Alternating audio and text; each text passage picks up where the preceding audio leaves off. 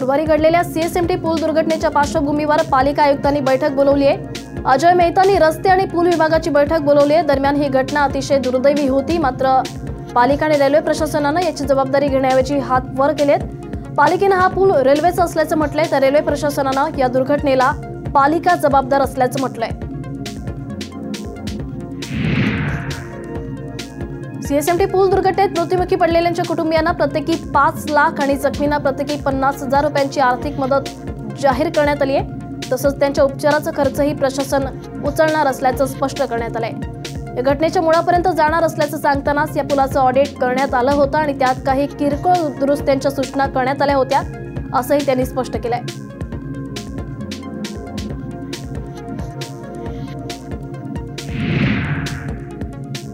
इसमें जिन परिवारों को क्षति भुगतनी पड़ी है उनके साथ हमारी संवेदनाएं हैं। जो इसमें जिनकी मृत्यु हुई है उनके परिवारों को 5 लाख रुपया मदद दी जाएगी।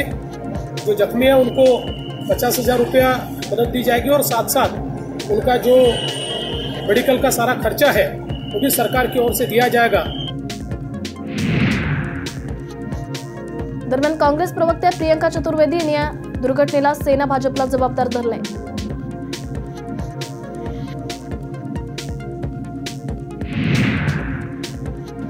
लोकल बॉडीज में करप्शन चरम सीमा पर है।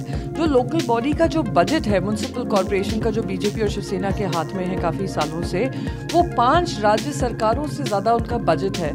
फिर भी मुंबई की जो व्यवस्था है चकनाचूर हो चुकी है। स्टेट गवर्नमेंट में आप भ्रष्टाचार देखेंगे। मैं यहाँ पे पूछूंगी, रेलवे मिनिस्टर ने एल्फिंस्टन ब्रिज जब कोलैप्स हुआ था, कहा था सेफ्टी ऑडिट रिपोर्ट ली जाएगी, जो सेफ ब्रिजेस हैं उसको क्लियर कर जो अनसेफ हैं उन पे ध्यान दिया जाएगा। उस सेफ्टी ऑडिट रिपोर्ट का क्या हुआ? अंधेरी हो चुका है और अब ये सीएसटी का सामने आ रहा है। तो यहाँ पे बहुत ही दुख के साथ बोल रही हूँ कि आज मुंबई की जनता अपने आप को ठगित महसूस करती है, वंचित महसूस करती है। जो भी विकास और प्रगति की बातें एक तरफ होती हैं वो मुंबई में दिखाई नहीं देती हैं। तर सुभाष देसाईंनी ऑडिटबाबत स्पष्टीकरण दिलंय। ऑडिट केलेल्यांनी किरकोळ दुरुस्तीचा सल्ला दिल्याचा दावा त्यांनी केलेला आहे। दरम्यान या दुर्घटनेनंतर आता त्यांनी दोषींवर कारवाई करणार असल्याचंही आश्वासन दिलंय।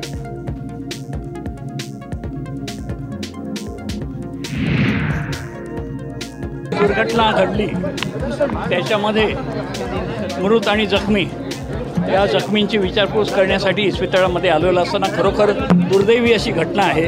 यापूर्वी मुंबईमध्ये ब्रिज कोसळण्याच्या घटना घडल्या आणि त्याच वेळेला अत्यंत गंभीरपणानं दखल घेऊन शासनानं पूर्णपणे त्यांचं स्ट्रक्चरल ऑडिट करण्याची सूचना दिली। स्ट्रक्चरल ऑडिट झालं आणि काही पुलांची दुरुस्ती झाली, काहींची सुरू आहे। तरीसुद्धा अशी घटना का घडली हे घडायला नको होतं आणि म्हणून ह्याची सखोल चौकशीचे आदेश देण्यात आलेले आहेत। या चौकशीतून जे निष्पन्न होईल त्याप्रमाणे जे जबाबदार असतील त्यांच्यावर कठोरात कठोर कारवाई केली जाईल। कोणालाही त्याच्यात माफी दिली जाणार नाही।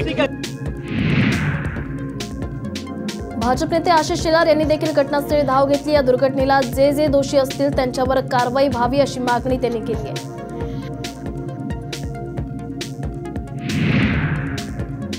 जिस तरीके से हमारे मुंबईकरों की जान इसमें चली गई और कुछ लोग सीरियस भी है जो एडमिट हुए, उनको भी देखकर मैं आया हूँ। ये दुर्घटना में जो दोषी है इनको बिल्कुल बख्शना नहीं चाहिए। उनके ऊपर कानूनन कार्रवाई माननीय मुख्यमंत्री जी ने भी घोषित की है। हम चाहेंगे कि इसके पीछे जो भी दोषी है पूरी तरह उनको कानूनन तरीके से सज़ा उनको मिलनी ही चाहिए और यही बात माननीय मुख्यमंत्री जी से हम करेंगे। और जिस तरीके से दरम्यान दुर्घटनेनंतर लोकप्रतिनिधींनी घटनास्थळी धाव घेतली आहे। दक्षिण मुंबईचे खासदार अरविंद सावंत हे देखील घटनास्थळी पोहोचले होते। शिवसेनेचे खासदार असलेले अरविंद सावंत यांनी पालिकेच्या निष्काळजीपणावर पांघरून टाकण्याचं काम केलं। पुलाच्या दुरुस्तीचं काम प्रस्तावित होतं अशी माहिती त्यांनी दिली आहे।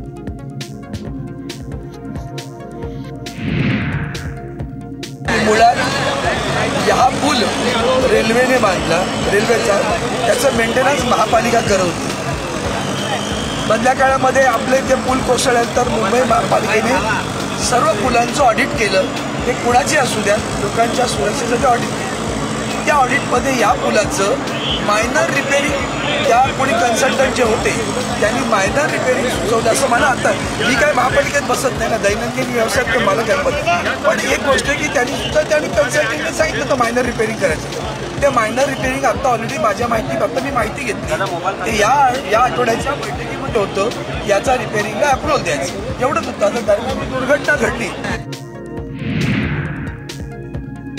दरम्यान या दुर्घटनेनंतर चुकीचं ऑडिट करणाऱ्यांवर कारवाई करण्याची मागणी काँग्रेसचे आमदार भाई जगताप यांनी केली आहे. 6 महिन्यापूर्वी या ब्रिजचं स्ट्रक्चरल ऑडिट होतं आणि त्या स्ट्रक्चरल ऑडिटमध्ये मुंबईच्या अनेक ब्रिजच्या बाबतीमध्ये ते ब्रिज पाडायला पाहिजेत किंवा त्याची डागडुजी करायला पाहिजे असा रिपोर्ट आहे.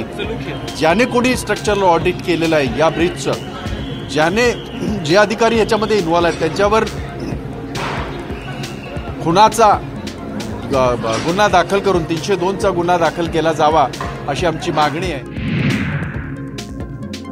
सीएसएमटी इथल्या पादचारी पुलाचा स्लॅब कोसळून झालेल्या अपघातावर राज ठाकरे यांनी ट्विटरवरून रेल्वे प्रशासनावर टीकास्त्र सोडलंय.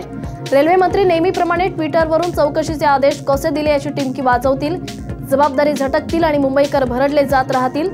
मनसेनं सनदशीर मार्गांना संबंधित यंत्रणांकडे पाठपुरावा केला, पण सनदशीर मार्ग त्यांना समजत नाही हे दुर्दैव आहे, असं राज ठाकरेंनी म्हटलंय.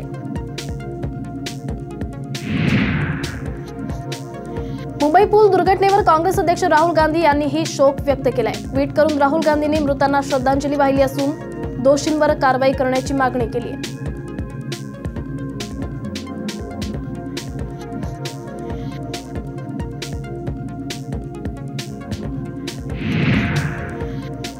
सीएसएमटी दुर्घटनेप्रकरणी उत्तर प्रदेशचे माजी मुख्यमंत्री अखिलेश यादव यांनी मोदींवर निशाणा साधला. काय म्हणालेत अखिलेश यादव आपण पाहूयात.